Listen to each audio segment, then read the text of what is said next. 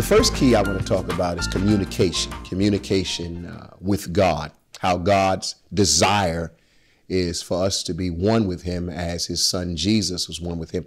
Let me read a passage here in Matthew's. It says, when Jesus came into the region of Caesarea Philippi, he asked his disciples, saying, who do men say that I, the Son of Man, am? So they said, some say John the Baptist, and some Elijah, and others Jeremiah, or one of the prophets. He said to them, but who do you say that I am? Simon Peter answered and said, you are the Christ, the Son of the living God. Jesus answered and said to him, blessed are you, Simon Bar-Jonah, for flesh and blood has not revealed this to you, but my Father who is in heaven.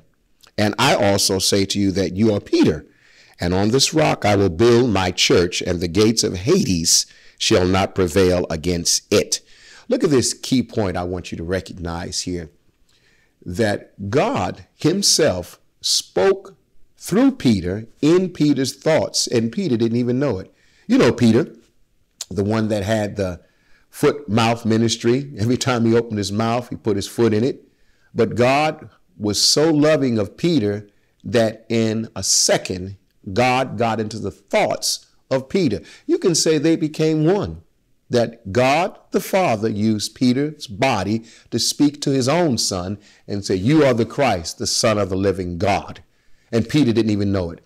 Have you ever had God speak to you or through you and you didn't know it was God? Has God ever been in your life and you knew it not because of tradition, religion, or even our Western culture that think you have to be totally perfect or totally right, spotless or holy for God to speak through you? Peter didn't have these characteristics. Now, something else wonderful about that happened. Jesus got excited. He said, blessed are you, Simon Bar-Jonah, for flesh and blood did not reveal this to you, but my Father who's in heaven. Heaven spoke through Peter. Now, after that happened, Jesus said, now also said to you, Peter, on this rock I will build my church, and the gates of Hades shall not prevail against it. And I will give you the keys of the kingdom of heaven, and whatever you bind on earth will be bound in heaven, and whatever you loose on earth will be loose in heaven. Something that happened in this moment permitted or allowed Jesus to say the profound words, I'm going to give you keys. I'm going to give you access. I'm going to give you privileges. I'm going to give you authority.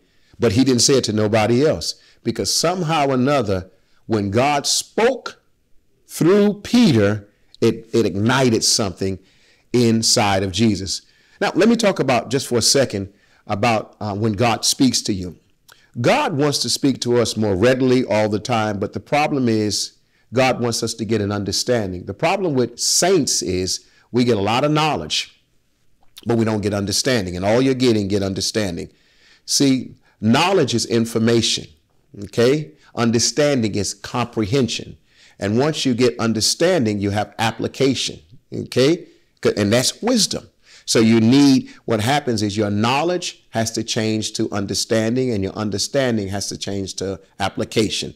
So knowledge, comprehension, okay? And after you have comprehension, you have application, which is wisdom. But you can't get none of these unless you have the same concepts. I cannot communicate to you unless we're on the same level of communication. My father speaks 5 languages, and a lot of times we go into restaurants, a Spanish restaurant or even a French restaurant, and he can communicate readily to everybody. And I sit there ignorantly, not knowing what they're doing, not knowing what they're talking about. And it seems that there's a peace in the room and everybody treats them much better. Now, if they speak to me and I don't understand, our concepts are different, we have a misconception. So until your concepts become the same as God's concepts, you have a misconception. So God cannot speak to you readily, because most of the things that he says you don't understand and you won't do. So we get knowledge without comprehension. Let me give an example. Knowledge without comprehension or understanding is a dentist that eats candy.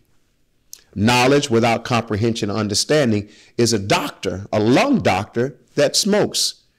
And also in the Church of the Living God today, we have a lot of people that's knowledgeable of the scriptures, but they don't understand the scriptures, so they cannot apply the scriptures. And as human beings in our DNA, what we don't understand, we postpone for a later date. So God says, I can't use you.